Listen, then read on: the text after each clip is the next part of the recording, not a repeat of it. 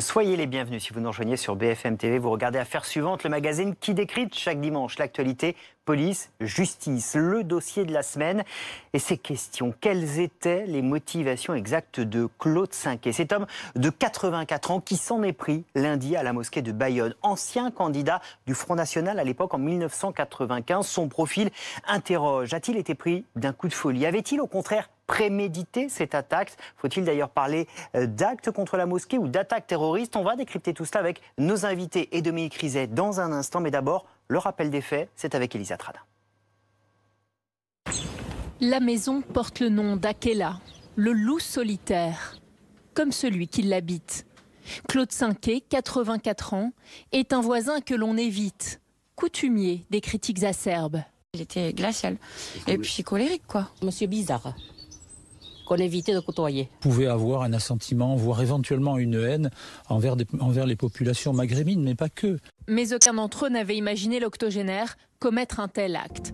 Lundi, peu après 15 heures, l'ancien militaire se rend en voiture devant la mosquée de Bayonne, fait fuir un témoin en le menaçant avec une arme, puis tente de mettre le feu. Il entreprenait ensuite d'incendier la porte principale de la mosquée, laquelle était fermée, après avoir pris le soin de déverser préalablement de l'essence, et tirait sur une première victime qui était assise sur une chaise à l'extérieur de la mosquée. C'est alors qu'un deuxième homme arrive en voiture. Claude Cinquet lui tire dessus, le blesse, puis incendie le véhicule de sa victime avant de prendre la fuite. La description précise du véhicule et sa plaque d'immatriculation permettait d'en identifier le propriétaire. Interpellé près de son domicile, Claude Cinquet a confié aux enquêteurs avoir voulu venger la destruction de Notre-Dame de Paris qu'il attribue aux musulmans.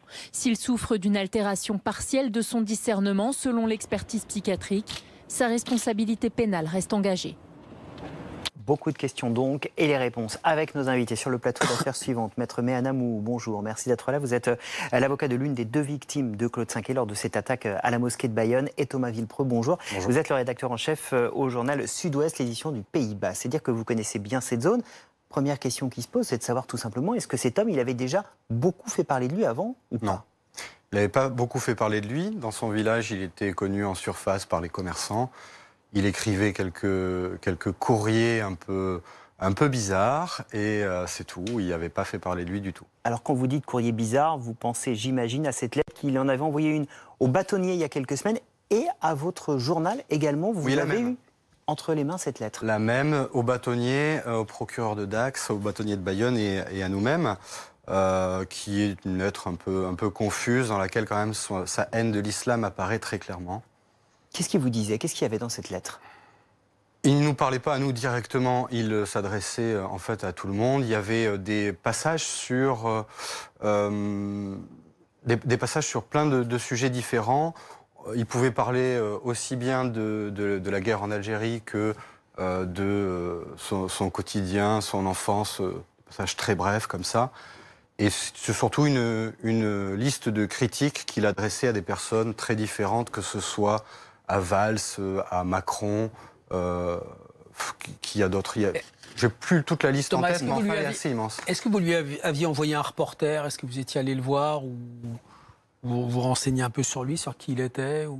Non. Vous voulez dire avant... Au moment où vous avez reçu les lettres, ouais. Non, quand on a reçu les lettres, non, on ne l'a pas fait parce que c'est un courrier que les rédactions reçoivent assez souvent. Il n'y avait aucune intention affichée dans ce courrier. C'était juste foutraque et on ne l'a pas fait. À l'image finalement des motifs et de ce qu'il explique aux policiers, puisque la première, si je ne me trompe, explication qu'il a fournie aux policiers, c'est de dire « j'ai voulu venger l'incendie de Notre-Dame ». Oui. Pas grand sens. Parce que pour lui, il l'attribue aux musulmans, c'est la faute des musulmans, donc forcément sa vengeance sera sur une mosquée. C'est son raisonnement. On voit qu'il est non seulement xénophobe, mais aussi habité par... espèce de confusion, il mélange tous les sujets, il est désinformé manifestement. Ouais. C'est ce qui apparaît très clairement dans son profil. La thèse complotiste. Profil intéressant et fondamental parce que c'est aussi ce qui va justifier les suites judiciaires à cette affaire. Dominique, pour être précis, avant de vous donner la parole, maître, il faut préciser que le parquet antiterroriste n'a pas été saisi, on va y revenir évidemment largement avec vous, Pourquoi d'abord factuellement et après pourquoi vous réclamez justement qu'il soit saisi? Parce que pour que le parquet antiterroriste soit saisi, le parquet national antiterroriste désormais, il faut que l'acte soit intentionnel, premier point, là ça pourrait correspondre, mais en relation avec une entreprise individuelle ou collective.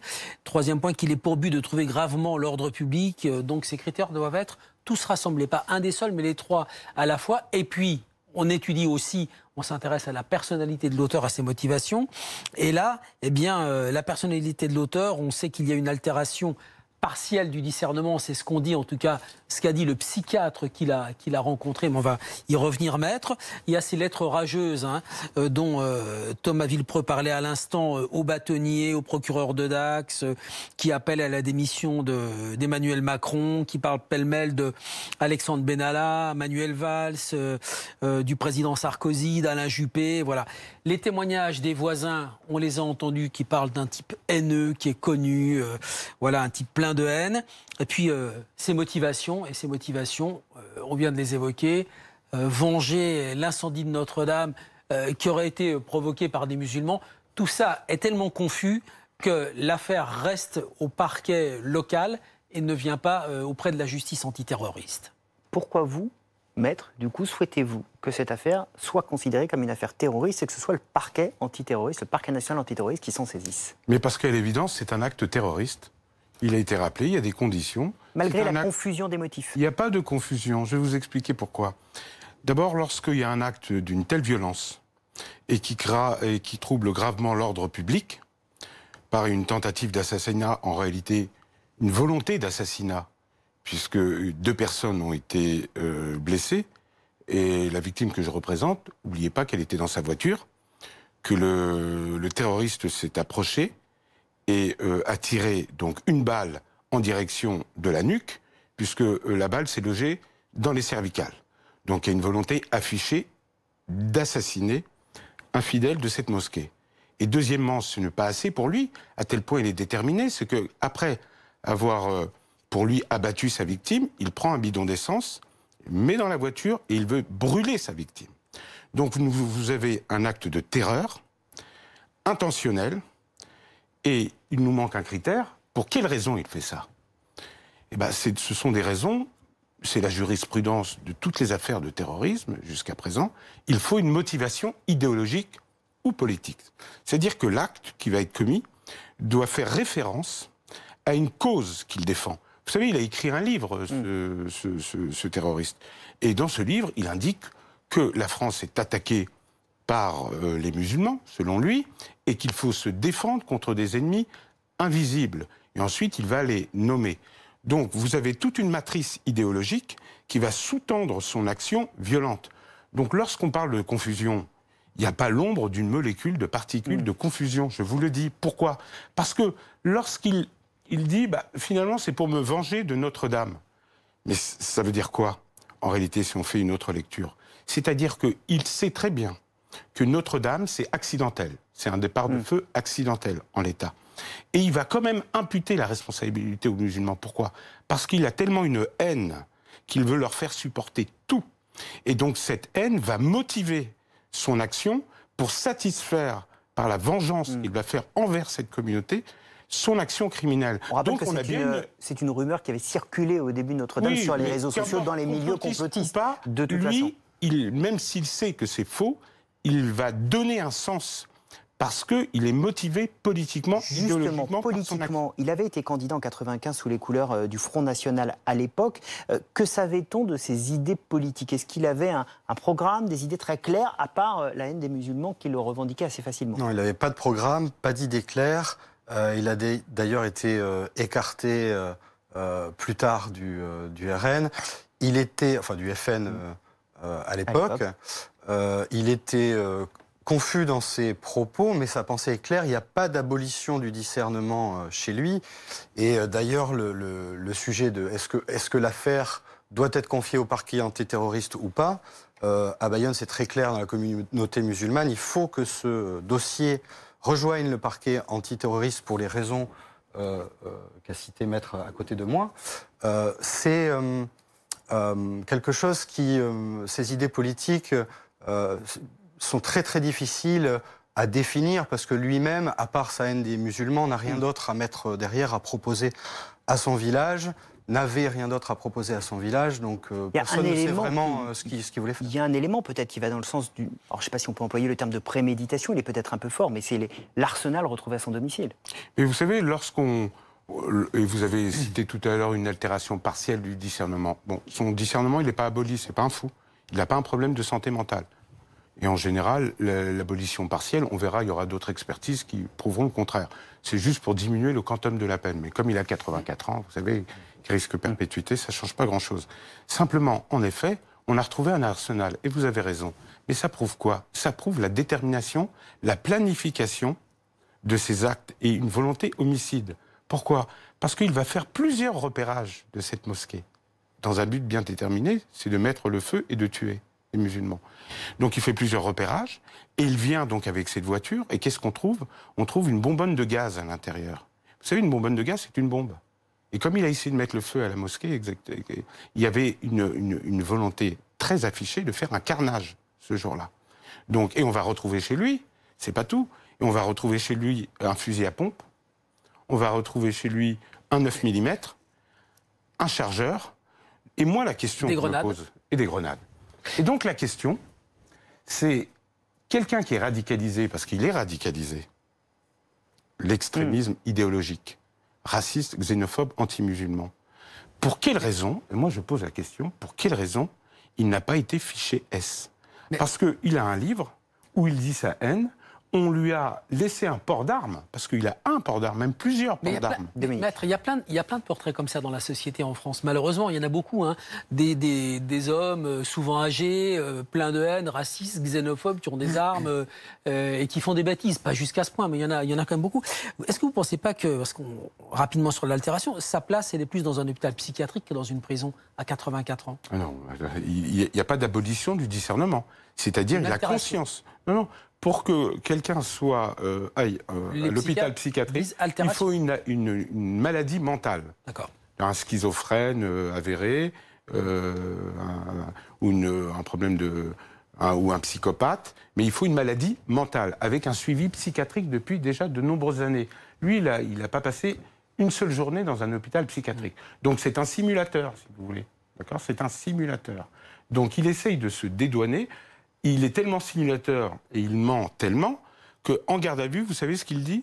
Il dit qu'il ne voulait pas tuer de musulmans. Alors quand on tire sur quelqu'un dans la nuque, à bout portant, et lorsqu'on essaye d'abattre une deuxième victime qui est tranquillement sur sa chaise et qu'on lui tire sur une partie vitale, le thorax, le cœur est juste à quelques centimètres. Donc vous voyez bien qu'en garde à vue, il essaye de minimiser la portée de son acte.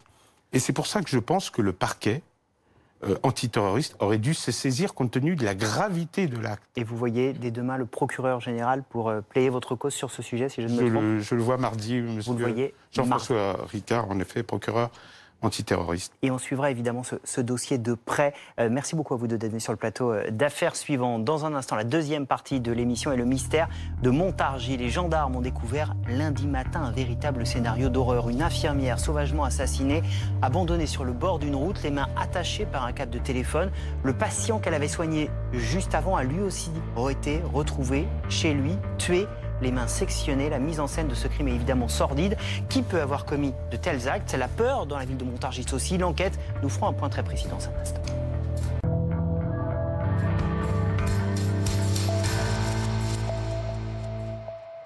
Soyez les bienvenus si vous nous rejoignez sur BFM TV. Vous regardez Affaires suivantes, le magazine qui décrypte chaque semaine l'actualité police-justice. Et dans un instant, avec les invités de la semaine, nous reviendrons sur le mystère de Montargis. Les habitants de cette petite ville doivent-ils être inquiets? Qui s'en est pris la semaine dernière à cette infirmière de 42 ans et à l'un de ses patients de 84 ans? Deux meurtres commis avec sauvagerie, répondant à des rituels très particuliers. Nous ferons un point sur l'enquête dans un instant et sur les différents scénarios. Ce sera juste après les coulisses de la semaine.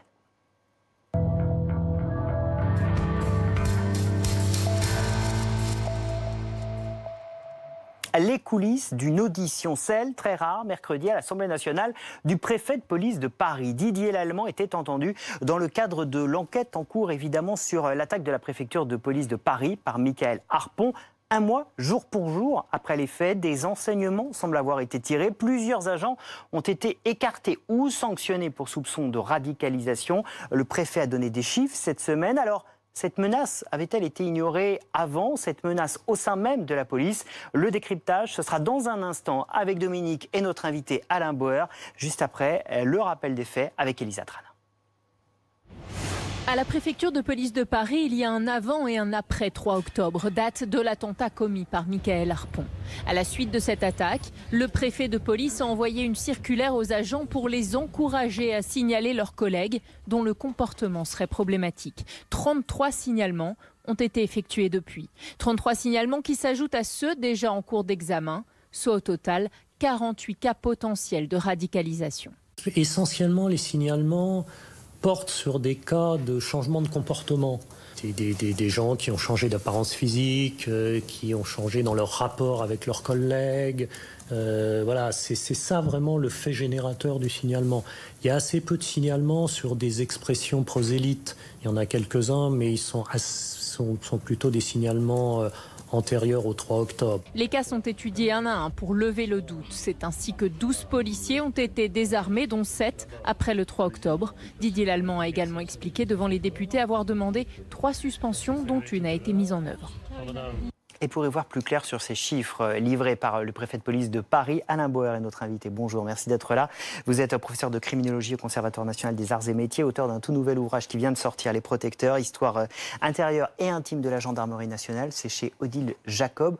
33 signalements, c'est le premier chiffre qui a été donné par le préfet. 33 signalements depuis un mois, depuis cette attaque à la préfecture de police de Paris. Pourquoi la parole se libère maintenant et surtout pourquoi elle était tue avant ? Alors, il y a plusieurs problèmes. Le premier, c'est qu'il n'y a pas 33, en fait. Dans une autre partie de son intervention, il explique qu'on est allé jusqu'à 48. 33, c'est depuis 33, depuis un mois. Cinquantaine, disons, depuis quelques années, en tout cas depuis 2015. Je crois que c'est le chiffre qu'il a donné.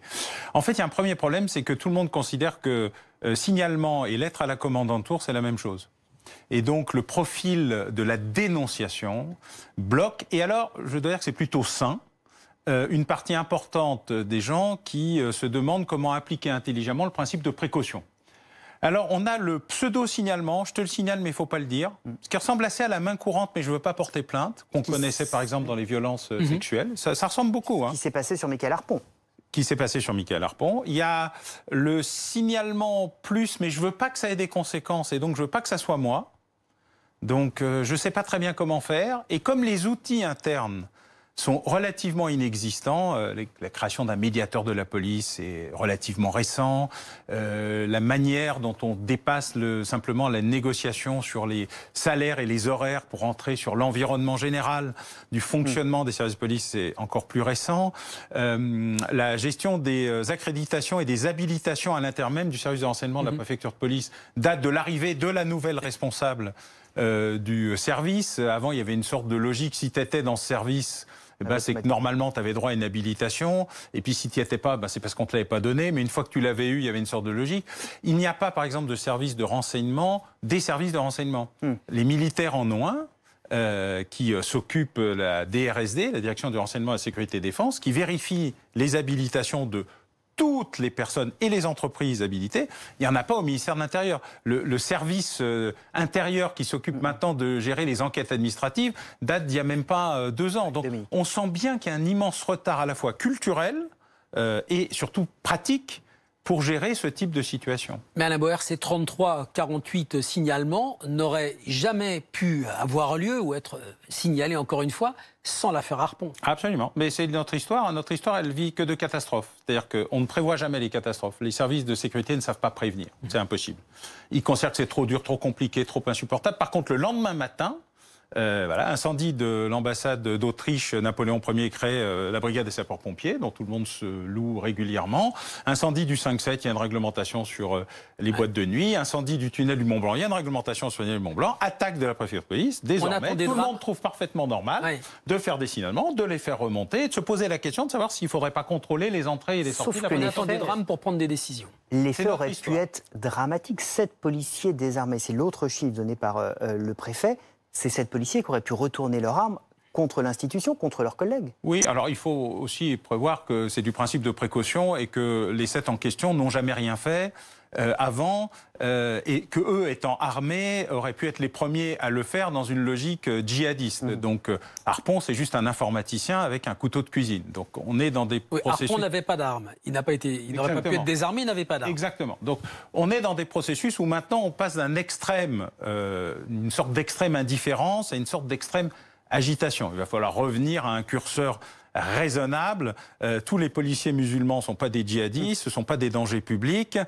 Et il y a un certain nombre de personnes qui, pour des raisons diverses, y compris psychopathologiques, d'ailleurs vous savez bien que le cas Harpon fait l'objet aujourd'hui d'un débat très compliqué qui ressemble un peu à votre discussion préalable sur attentat, pas attentat, parce que ça n'est pas si simple, et que l'absence totale de définition de ce que c'est que le terrorisme, l'article 421 et suivant du Code pénal, ne définit pas le terrorisme. Il ne sait pas ce que c'est, parce qu'il est impossible de le définir. J'avais fait un petit Dalloz il y a quelques années, il y avait 300 définitions contradictoires et complémentaires du mot terroriste, parce qu'on ne sait pas ce que c'est.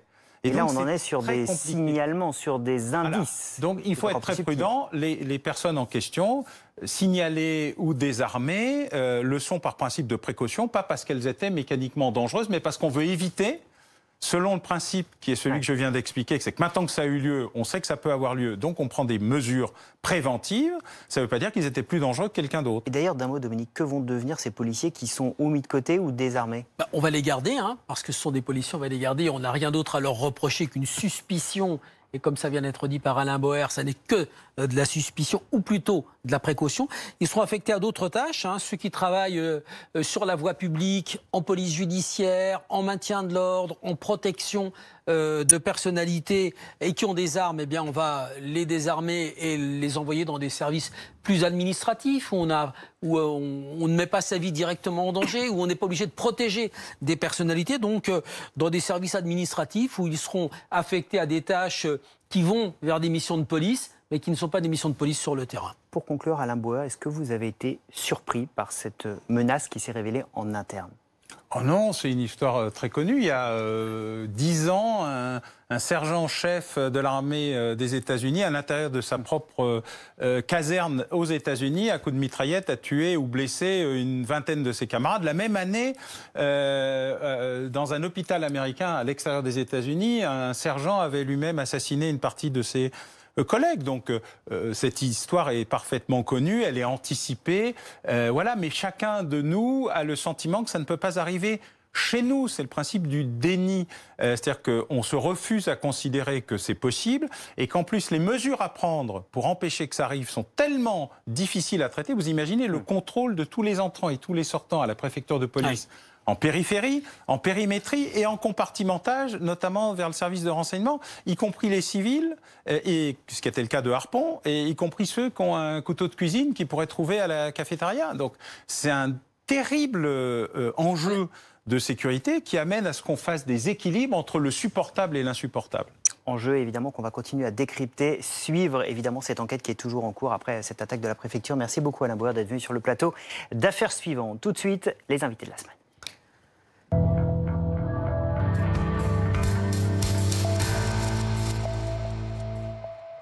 Le scénario reste encore à écrire, mais une certitude déjà, ce sont des scènes d'horreur qu'ont découvert les gendarmes à Montargis la semaine dernière. Un double meurtre commis dans des conditions sordides qui laissent aujourd'hui les habitants de la ville dans la peur qu'un tueur vive à côté de chez eux. Les faits, les hypothèses, ce sera dans un instant avec nos invités. Mais d'abord Montargis, le mystère à résoudre, c'est un sujet d'Elisa Trana. Lundi 21 octobre, vers 7h, des passants retrouvent Karine Fouché sur cette route, agonisant sur le bas-côté. Les secours ne parviennent pas à la sauver. L'infirmière de 42 ans a non seulement été poignardée, mais elle a aussi les mains liées par un câble téléphonique. Sa voiture est retrouvée abandonnée non loin de là, des taches de sang à l'intérieur. Quelques heures plus tard, à 2 km, c'est au tour de Jacques Sanson, 84 ans, d'être découvert par la gendarmerie gisant au pied de son lit, caché sous des couvertures. Son corps est couvert d'hématomes. Ses mains ont été tranchées et sont introuvables. La maison, elle, a été fouillée.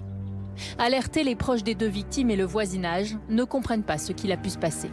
Il n'avait pas d'argent, ils n'ont rien pris chez lui, donc on ne sait pas ce qui s'est passé. Une infirmière, c'est quelqu'un qui vient vous soigner, elle vient pour se faire tuer, c'est quand même pas normal.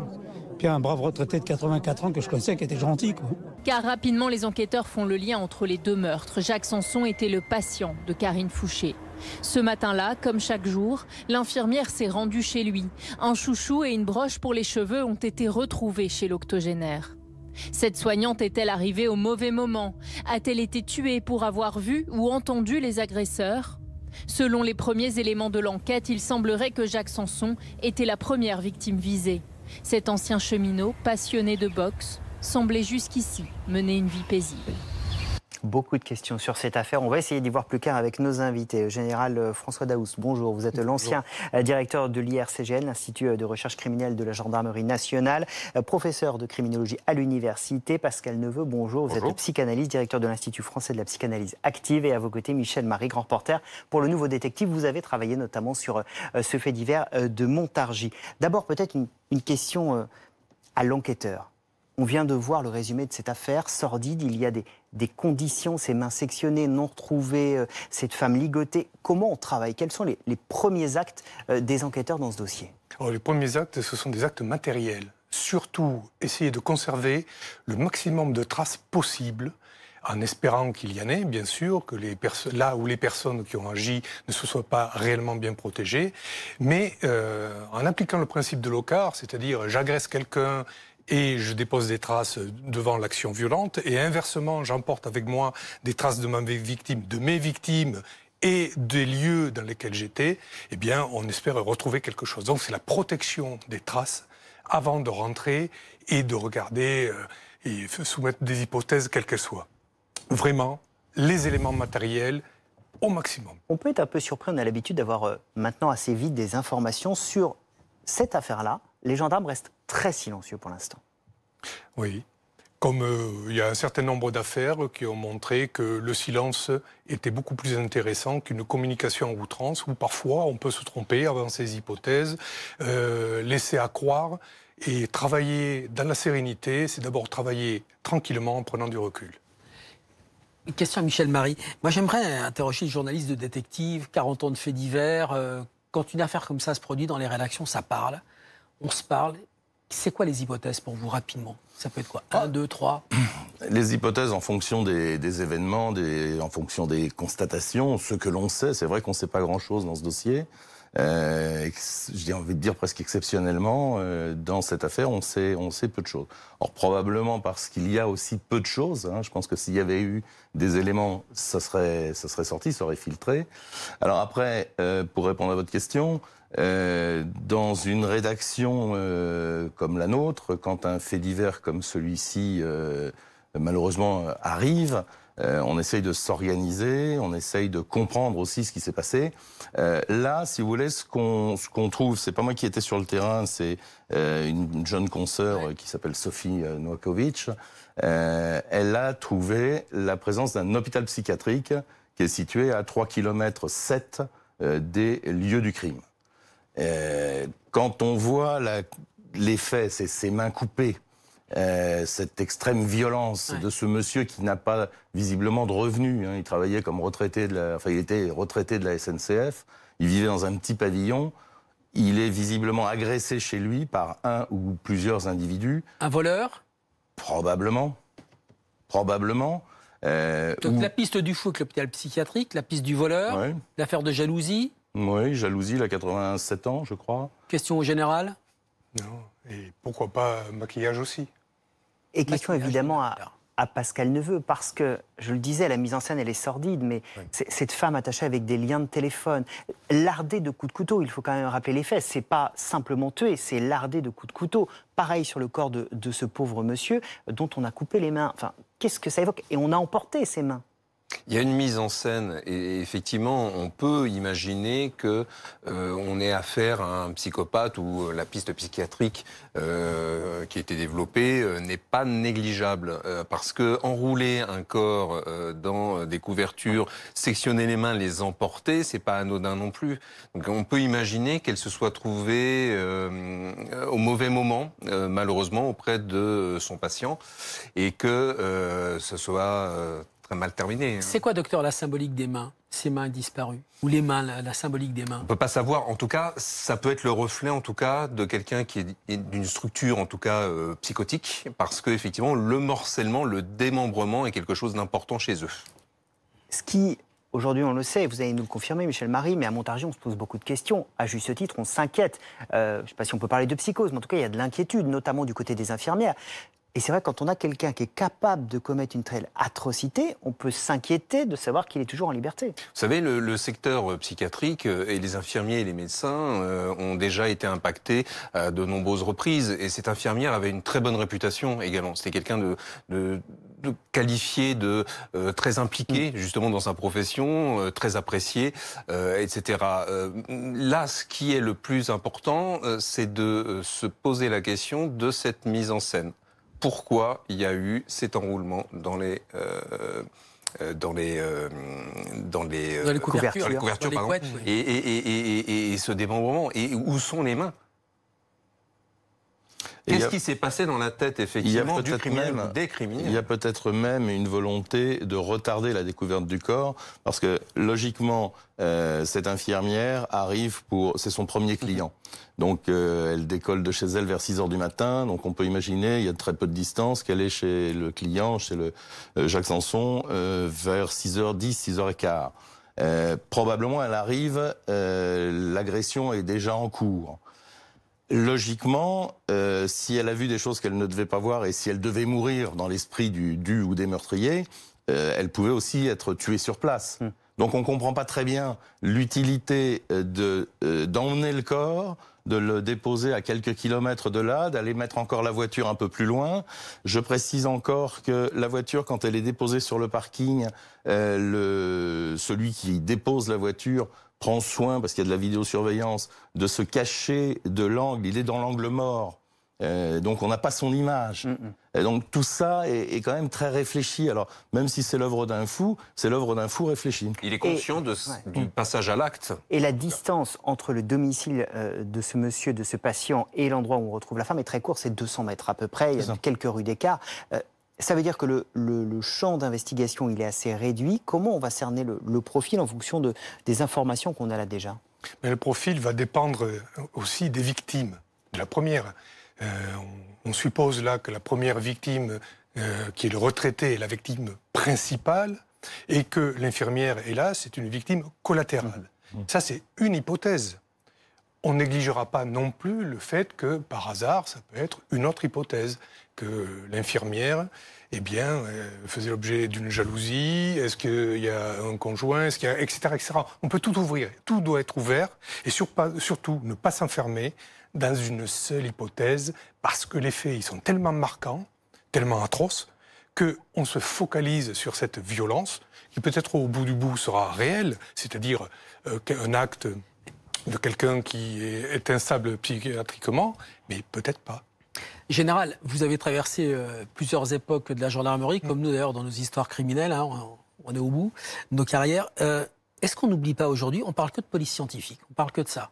Les traces, les indices, l'enquête, le suspect qui emporte des traces d'eux, la victime qui a des traces d'eux, mais est-ce qu'on n'oublie pas aussi de faire un peu de la police ou de la gendarmerie à l'ancienne, aller frapper aux portes? Est-ce que vous le faites encore, ça? Vous avez tout à fait raison. Est-ce que quelqu'un a vu quelque chose tout au long de ma carrière, et même maintenant que j'enseigne à l'université, c'est de rappeler constamment aux professionnels comme aux étudiants que la police technique et scientifique, la criminalistique, la science forensique, vous l'appelez comme vous voulez, eh bien, ne résout pas à elle seule les crimes. Et que d'entrée, il convient d'avoir des actes d'enquête.